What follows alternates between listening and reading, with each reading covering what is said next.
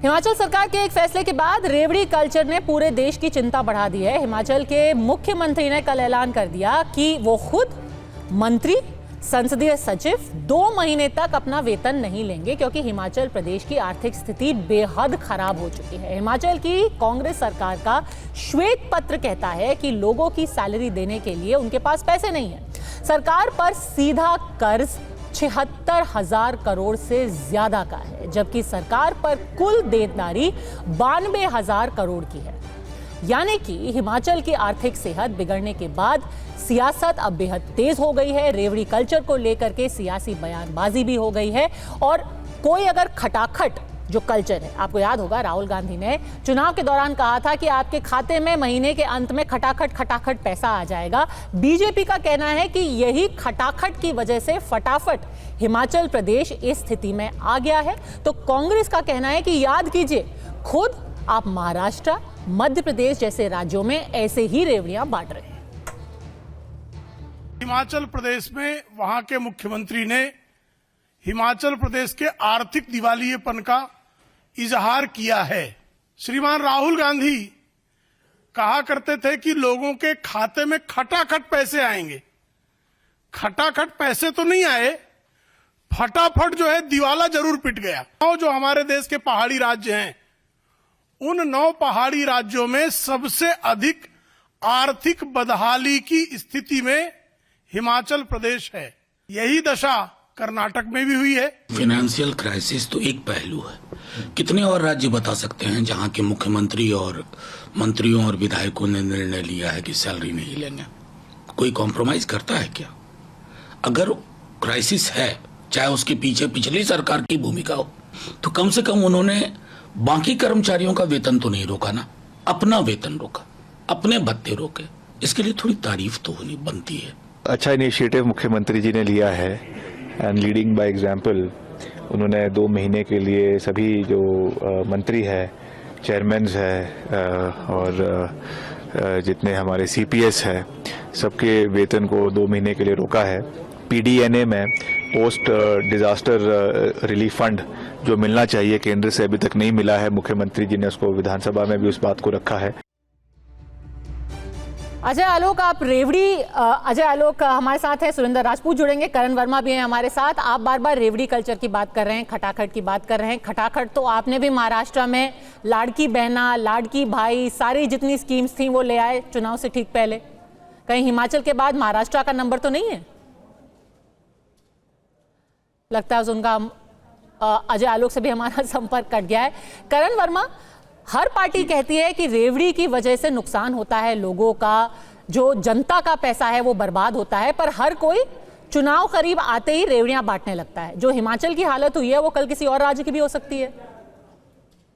नहीं, आप बात बिल्कुल ठीक कह रही हैं पद्मजा जी। और ये एक हम लोग को फर्क करना होगा कि वेलफेयर क्या है और जिसे रेवड़ी कहा जाता है वो रेवड़ी क्या है। अभी जो हम मध्य प्रदेश में जब हमने देखा, जब चुनाव दस्तक दे रहे थे, और अब जो हम महाराष्ट्र में देख रहे हैं, वो तो है तो थोड़ा थोड़ा रेवड़ी की ओर। पर जो लोग कई बार कहते हैं ना कि भाई प्रधानमंत्री भी 80 करोड़ लोगों को अन्न दे रहे हैं, क्या वो रेवड़ी नहीं है? तो मैं आपको बताऊं, इसका अक्सर बोला जाता है। 19 अगस्त 2010 को सुप्रीम कोर्ट ने यह बात कही थी, तब जब यूपीए की सरकार थी, कि फूड ग्रेन्स आज पड़े हुए एफसीआई के गोडाउन्स में रॉट कर रहे हैं। 40,000 टन फूड ग्रेन्स रॉट कर गए थे। आपको ये जनता को मुफ्त में ही बांट देना चाहिए, कम से कम सड़ेंगे नहीं। तो इस बात का इन्होंने तब खंडन किया था, शरद पवार जी ने और यूपीए सरकार ने। बाद में ये चीज इंप्लीमेंट हुई, तो वो एक फ्रीबी नहीं। जब प्रधानमंत्री एक बिजली का कनेक्शन देते हैं पर बिल नहीं पे करते, बिल कहते हैं आपको खुद पे करना होगा, तो वो सशक्तिकरण और वेलफेयर में आता है। जब एक गैस का कनेक्शन दिया जाता है उज्ज्वला योजना के तहत, पर रिफिल आपको खुद कराना है, तो वो एक सशक्तिकरण है। वो एक मूलभूत आपको सशक्तिकरण करना होगा अगर आप चाहते हैं देश आगे बढ़े। जैसे कि मुद्रा लोन दिया गया। पर जब एक पंजाब जैसी सरकार और हिमाचल जैसी सरकार, जहां रेवेन्यू डेफिसिट है ऑलरेडी, जहां हेवी डेट है, वहां जब ऐसे वादे किए जाते हैं कि हम ओल्ड पेंशन स्कीम पे चले जाएंगे। एक आइडिया देने के लिए आपको मैं बताऊं, ओल्ड पेंशन स्कीम अगर हिमाचल में पूरी तरह इंप्लीमेंट होती है, तो जितना टैक्स रेवेन्यू एक साल में कलेक्ट होता है हिमाचल में, उसका 80% केवल ओपीएस में चला जाएगा। मॉन्टेक सिंह आलूवालिया, मनमोहन सिंह जो कांग्रेस पार्टी के थे, उन्होंने कहा है ये फिस्कल डिजास्टर है। तो एक तरफ पूरी तरह कल्चर ही आपने बना लिया कि हम देखेंगे। पंजाब में क्या हुआ, आज भगवंत मान की सरकार जहां है, 2.5 लाख करोड़ से लोन बढ़ते बढ़ते 3.5 लाख करोड़ तक पहुंच गया है। तो ये हमें समझना होगा कि भाई अर्थव्यवस्था का भी तो ध्यान रखना है, या फिर सिर्फ सुरेंद्र राजपूत जी, ऐसे हाथ चुनावी कंगन जुमले को ही आरसी क्या? देखिए क्या हालत हो गई है हिमाचल प्रदेश की। अब खुद मुख्यमंत्री कह रहे हैं ना वेतन देने के पैसे हैं, ना मैं खुद वेतन लूंगा 2 महीने तक।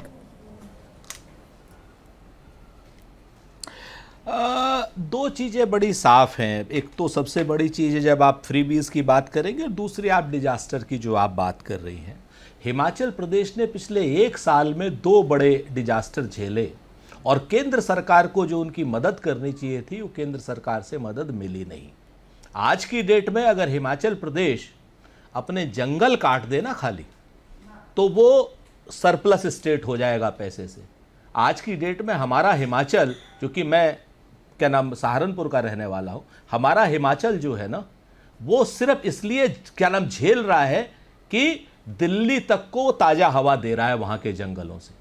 तो इसको लेकर के फ्रीबीज की बात मत कीजिए आप लोग। जो डिजास्टर मैनेजमेंट में जो आपको पोस्ट डिजास्टर पैसा देना था हिमाचल का, वो पैसा आप लोगों ने नहीं दिया है। इसलिए हम वित्तीय अनुशासन ला रहे हैं, इसलिए नहीं वित्तीय अनुशासन ला रहे। कौन सी अलग नई चीज कर रहा है हिमाचल भाई? अगर महिलाओं के सशक्तिकरण में 1500 रुपए दे रहा है, तो क्या 3000 रुपए मध्य प्रदेश वाले नहीं दे रहे हैं, या महाराष्ट्र वाले नहीं दे रहे हैं, या फिर राजस्थान वाले की भाजपा की सरकार नहीं दे रही है? तो 2 नियम मत रखिए, या तो किलो में तौल लीजिए या लीटर में माप लीजिए। आज की डेट में अगर सुक्खू साहब ने कहा कि हम अपनी सैलरी रोक रहे हैं, लेकिन किसी क्या नाम सरकारी कर्मचारी की सैलरी तो नहीं रोकी ना, किसी की भी नहीं। अगर हम अपने ऊपर अनुशासन ला रहे हैं तो इसमें आप हमें हमारी मजबूती को, आप हमारी कमजोरी बताई जा रही है, जो सर्वथा व्हाइट पेपर में तो उन्होंने ये भी कह दिया है कि हमें सरकारी कर्मचारी को पैसे देने के लिए नहीं है हमारे पास। और जो मंत्री, मुख्यमंत्री, उसके साथ में ये भी कहा है और बाकी अधिकारी 2 महीने के लिए पैसे नहीं लेंगे, वो तो महज सांकेतिक है, क्योंकि उससे 1 करोड़ से कम रुपया बचेगा। कितना पैसा बच रहा है 2 महीने में? कुल मिलाकर के मुख्यमंत्री जी कितना कमाएंगे? 5 लाख रुपए। 10 मंत्रियों की अगर पूरी सैलरी हम जमा कर लें तो 45 लाख रुपए, और 6 संसदीय सचिव कुल मिलाकर के 27 लाख रुपए कमाएंगे 2 महीने में। यानी कि 2 महीने में अधिकतम से अधिकतम 77 लाख रुपए की सेविंग्स होंगी। तो ये तो एक सांकेतिक ही है। नहीं पद्मजा जी, बिल्कुल सही बात है। जब आप क्या नाम, जब पंडित क्या नाम हमारे यहाँ श्री लाल बहादुर शास्त्री जी ने कहा था कि सोमवार का व्रत रखो, तो उसका मतलब ये थोड़ी था कि वहाँ अनाज बच रहा था, सांकेतिक ही तो था। अच्छा। तो मैं आपको बताऊं, तब सांकेतिक ही तो था ना। मैं तो फिर से कहता हूं कि हमारा जो पोस्ट डिजास्टर रिलीफ फंड है हिमाचल का, वो रिलीज कर दे सरकार केंद्र की। हमें नहीं चाहिए कुछ भी, हमारे पास कोई क्राइसिस नहीं है, नंबर 1। नंबर 2, ये सांकेतिक है, इसमें भी कहीं कोई दो राय नहीं। हम तो कहते हैं कि आप हमें ग्रीन फंड नहीं दे रहे हैं। हम हिमाचल वाले तो हम अपनी भलमनसाहत की नुकसान, चाहे वह सरकार भाजपा की रही हो चाहे कांग्रेस की रही हो, हम इस बात पे नहीं कहते। दोनों सरकारों को ग्रीन रेवोल्यूशन का फंड मिलना चाहिए ना। ठीक है अजय आलोक, भलमनसाहत का बोझ उठा रहे हैं सुक्खू साहब, ताकि आपको दिल्ली में अच्छी हवा मिल सके, इसलिए वो ये बोझ के तले दब रहे हैं और खुद अपना पैसा काट रहे हैं। केंद्र क्यों नहीं दे रही पैसा हिमाचल को? देखिए कुछ तो ऐसा है कि इनको तो कुछ, मैं फिर कहूँगा तो बुरा मान जाएंगे।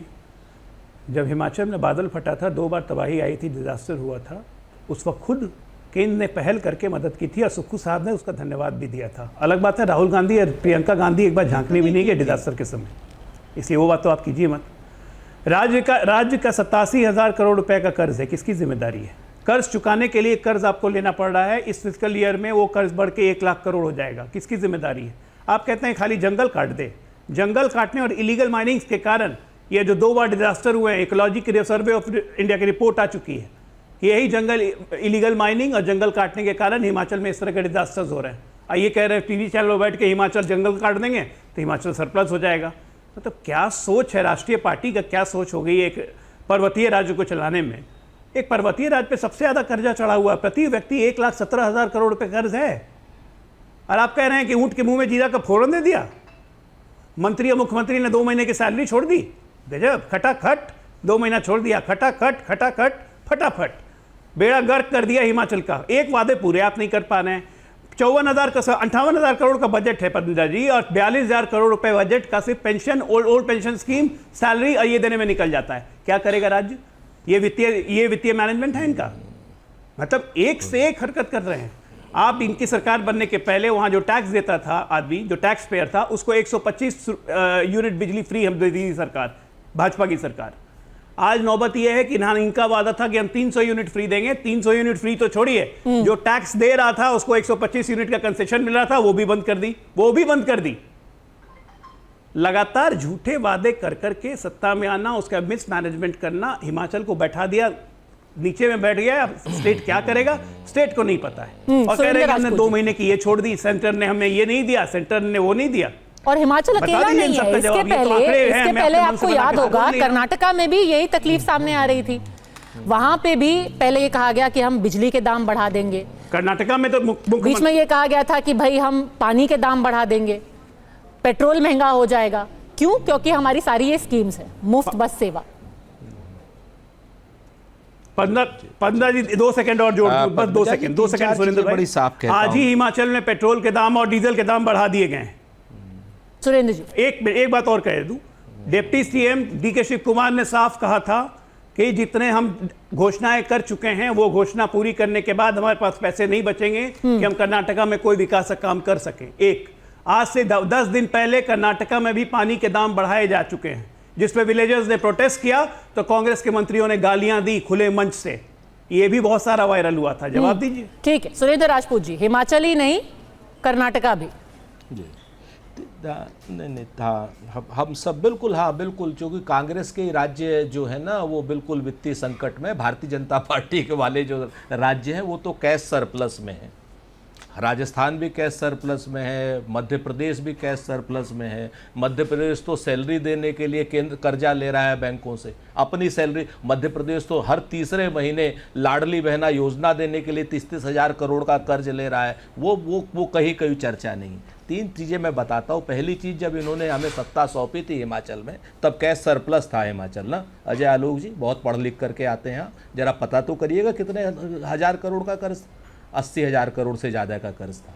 दूसरी बात आपने कही कि केंद्र सरकार ने पैसा दिया, 5,000 करोड़ दिया 44,000 करोड़ के अगेंस्ट में। आपको मालूम है 5,000 करोड़ ऊँट के मुंह में जीरे की तरीके से पूरी डिजास्टर किस तरीके की हुई थी। 44,000 करोड़ लिख कर मांगने के गए थे, 5,000 करोड़ दिया था। आप बात बताते हैं कि क्या नाम हम बहुत बड़े दाता हैं, हमने अपनी तरफ से दे दिया था। तीसरी बात आप बताते हैं कि क्या नाम कर्नाटक से लेकर के यहाँ तक जितनी हमारी स्कीम्स हैं, उन सारी स्कीम्स को आप अपनी स्कीम उत्तर प्रदेश से लेकर के राजस्थान से, मध्य प्रदेश से, छत्तीसगढ़ से मिला लीजिए। कौन सी स्कीम ऐसी है जिस स्कीम को हम और आप अलग अलग कर रहे हैं?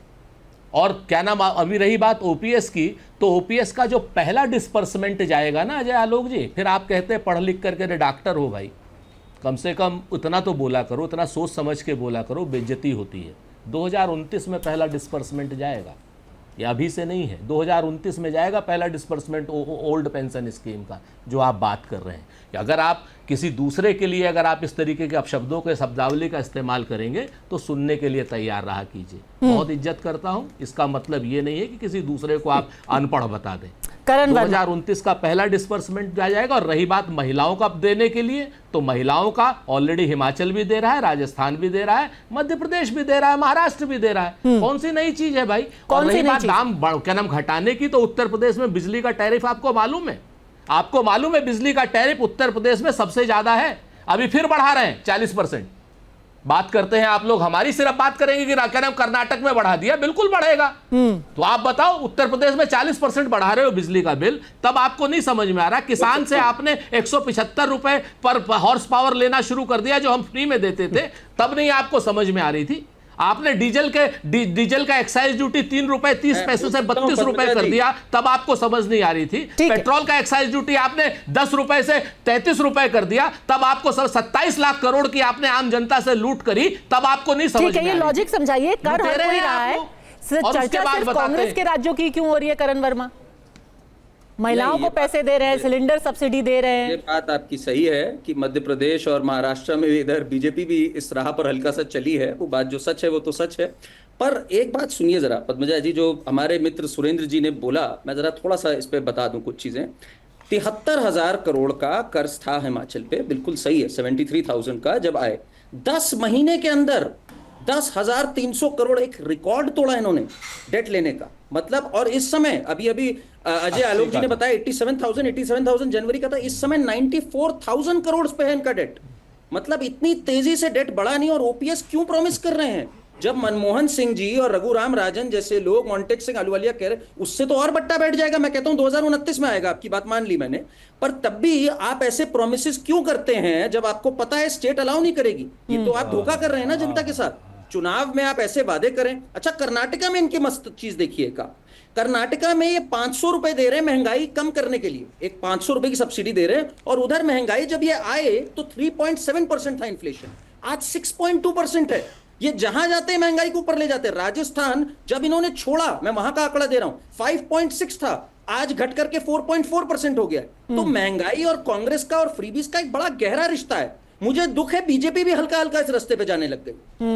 अजय आलोक जी, ये आप भी सोच लीजिए, आज आप जो हैं उंगली उठा रहे हैं कांग्रेस पे, कल को ऐसा ना हो कि लाडकी बहना लाडकी भाई का खामियाजा आपकी पार्टी को भी, आपकी सरकार को उठाना पड़े। सुरेंद्र राजपूत जी, फाइनेंशियल मिसमैनेजमेंट का चार्ज है। 3-4 चीजें अभी करण वर्मा जी ने करण वर्मा जी ने बड़ी अच्छी बातें कही, तो हम उनकी बात का छोटा सा एक आपको जवाब दे दें। करण वर्मा साहब, पहली बात तो 80,000 करोड़ जब इन्होंने छोड़ी थी तब 80,000 करोड़ के आसपास के कर्ज था, अब 87 है, ठीक है। आपको सिर्फ इतना बताऊं कि जब हमने, कांग्रेस ने 2014 में सरकार छोड़ी थी तब देश पर लगभग 50 लाख करोड़ का कर्ज था, और आज मालूम है 230 लाख करोड़ से ऊपर का कर्ज है। 230 लाख करोड़, 180 लाख करोड़ भारत की सरकार ने हिंदुस्तान के ऊपर कर्ज चढ़ा दिया, नंबर 1। नंबर 2, उसी ड्यूरेशन में जनता से पेट्रोल और डीजल पे एक्साइज ड्यूटी बढ़ा करके लगभग 28 से 30 लाख करोड़ की एडिशनल लूट करी जनता से। यानी 230 लाख और 30 लाख और जोड़ दीजिए तो 260 लाख करोड़।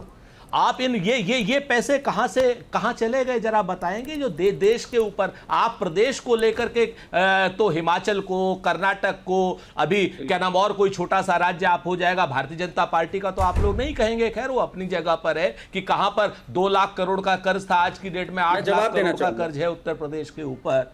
आप इस बात को बिल्कुल नहीं कहेंगे। तो मैं आपसे इतना सिर्फ पूछ रहा हूं, ये जो financial management Bharatiya Janata party की केंद्र की सरकार का है कि 50 लाख करोड़ से कर्ज 230 लाख करोड़ पहुंचा दिया और एक्साइज ड्यूटी पर 30 लाख करोड़ की लूट करी, इसका कोई जवाब है आपके पास? डॉक्टर अजय आलोक जवाब दे रहे हैं। एक सेकंड डॉक्टर अजय आलोक को देने दीजिए। 2014 में सुरेंद्र भाई नोट करते जाइएगा, 2014 में जब आप हमें सत्ता से आपको बेदखल जनता ने किया था, देश की जो इकॉनमी हमें मिली थी वो थी 1.8 ट्रिलियन डॉलर्स की इकॉनमी। आज की तारीख में 10 साल के बाद हमारे देश की इकॉनमी पहुंच गई है 4.3 ट्रिलियन डॉलर, मतलब दोगुने से ज़्यादा। जो एक मिनट 4.3 जो कि 5 ट्रिलियन होने वाली है बहुत जल्द, हम तीसरे नंबर की इकॉनमी बन जाएंगे। अब दूसरी बात, डेट टू जीडीपी रेशियो आपके समय भी 81.2% थी, आज भी डेट टू जीडीपी रेशियो 82% ही है। और हम अभी हम वित्तीय मैनेजमेंट में नहीं है, आज भी हमारी जीडीपी ग्रोथ रेट उतनी ही है, आज भी हमारी वित्तीय नियमितता बहुत स्ट्रांग है। अब पूरे वर्ल्ड से इसके संकेत मिल रहे हैं। कर्ज ज़्यादा लेने का ये मतलब नहीं होता है कि कर्ज अपने घर में और कर्ज का कमीशन अपने घर में। कर्ज लेने का मतलब होता है कि देश के इंफ्रास्ट्रक्चर, देश के वेलबींग में, देश के सोशो इकोनॉमिक स्कीम्स में लगाने के लिए। और अभी पद्मजा जी ने जैसे मुझसे कहा कि हमें भी सावधान रहना चाहिए, लाडली बहना योजना ये वो। देखिए पद्मजा जी, ये बात सही है कि हम एक वेलबींग स्टेट हैं, वेलफेयर ऑफ द पीपल किसी भी सरकार का पहला मायना होता है, लेकिन साथ के साथ उस वेलफेयर की इतनी सीमा होनी चाहिए कि वित्तीय अनियमितता कहाँ होती है इसका ध्यान रखना बहुत ज़रूरी है। तो भारतीय जनता पार्टी शासित जितने राज्य हैं उसमें वित्तीय अनियमितता ना हो, कमीशन खोरी ना हो, घूसखोरी ना हो, इसीलिए चीज़ें कंट्रोल में रहती है। कांग्रेस का रिकॉर्ड रहा है कि जहाँ जाती है, खासकर 5 साल 10 साल बाद सत्ता में, वो चूस लेती है, जैसे आम को चूस लिया जाता है ना, तो गुठली में कुछ नहीं बचता है।